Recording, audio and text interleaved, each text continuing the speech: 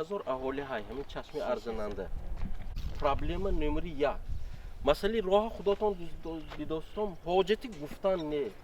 اینجا روح اساسی محله چشمه ارزنه شهر خوجند است. ساکنان از ناآبادی آن به گروه کاری شکایت کردند. میگویند که وضع راه بیش از 30 سال است که به طلبات تماما جوابگو نیست. یعنی راه اساسی نقلیات گرد ویران بوده، چقرک‌های طبیعی باعث به حالت‌های ناگوار می‌شود.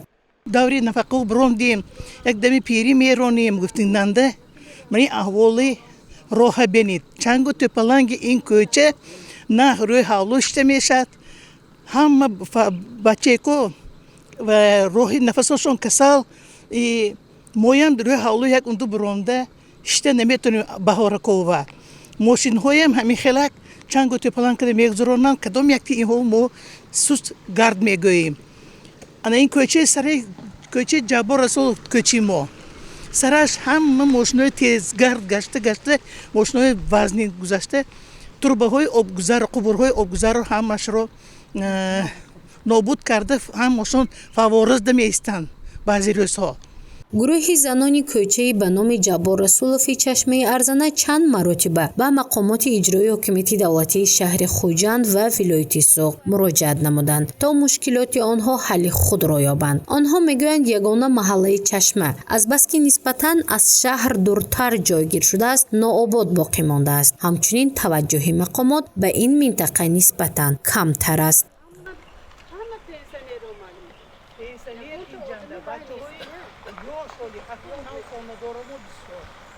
مقصد این راه چطاق بتون همه چنگ توی پلنگ بتون همین راه اگر اسفالت کنن بود مثلا گرکم و هم میبیان و میکنن و هیچ کار دیگه نمیشد.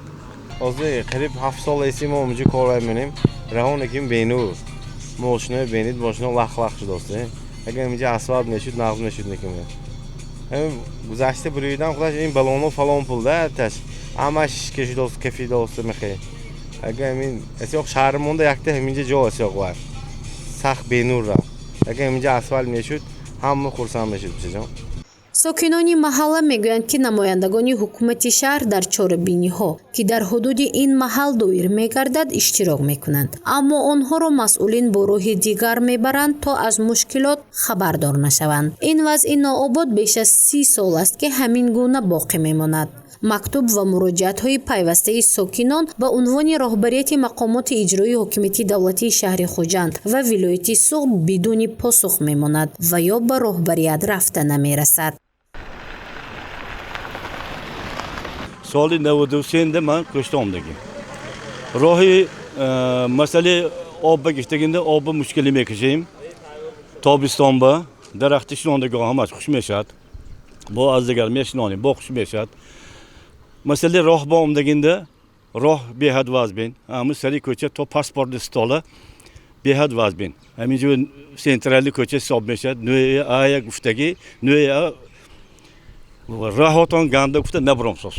yaparostas. Ne çileke haşya benim bazı bıraksız. Behat müşkili meksim. Sonra mani röporunda katelni bugün şabekeyi garm kunan. Emince yakas gifte ya obodna mıkunat. Yok ya obodna mına hem küçük xona. İnce sak xona. Arkadaş data bizde küçük sak hoy kalan hay şabba bromdan metasim. Ne var hoy hemin magazin به فساندم به میتاسیم که پروستش سگ به حد مول من میگه نابود دامکم همین محالما التماس میکنم که همین کوچه‌مون زمینش همین وایسه اسفالتش یک دیده برون مو یک بار 6 بار 7 بار کمد برفتی من معلومه دادو با وقتی قتی میریم آخرون بار رفتگامو گفته دکومنتومو وقتمون نیست گفته برونده برفتن دیگه نه همون سکرتر که می نمیدونم و زنش دیگه بوده یا بر کوچه‌مون هم ده آوهولش بینید معلومه جو بابشه بهار خیر بهار نه بهار به خانه ها پوری پاشه پوری منمی واید خوک ها چنگ یک روز به 2 بار پاکوندم که با خوک و پاکو هم خدانی آینتون پور зимистон бошад лой на рафта мешад маълума ҷон на ман ин шофиро мегузарад камазои калом мегузарад ҳар рӯз вай турбаҳо кафидагӣ ман як бор чанд бор ин кӯчаҳои сварка кардам гӯй.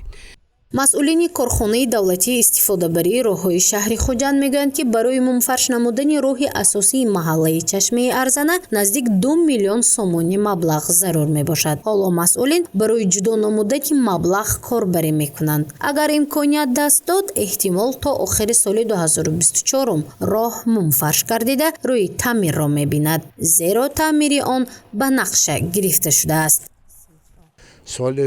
سه سال پیش مراجعت کرده بودند با اشتراک نماینده شعبه نقلات و کمیونیکاسیون شهر خوجند، کارخانه واحد دولتی سرایست آبادانی خواجگی منزلی کمونالی ما اشتراک کردیم.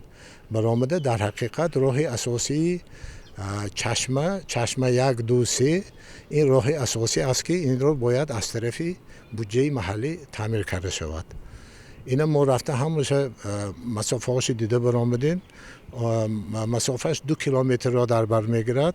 همین کوچه سید ولی که حاضر منفرد شد و بعد کنار میشد کوچه جبار رسولوف تا همین وی گردشی نزدی شعبه وی بازرسی دولتی اتومبیلی شهر خوجند. مسافه‌اش 2 کیلومتر، پهنایی راه 8 متر. این نقشه به هست. همش وابسته به همین حل مسئله مبلغ گذاری که حل شد. البته امید داریم من سال شهر ما آباد شده است. در حقیقت یک کناری همین چی شده ماندگی همین چشمه در حقیقت ایرادها بسیار خدا ما هم از همونجا میگذاریم استفاده میبریم همین راه ها رو سعی کوشش میکنیم حرکت میکنیم. خیر راهبران میدونن رفته طلب میکنیم. من البته رئیس محله جلب میکنیم. بسیار آدم بسیار بیچاره آمده نزد ما مصلحت ها میپرسن و میکنن. خیلی همکاری میکنیم، حرکت میکنیم، نیت میکنیم که همین سال به همین کار شود به انجام رسد.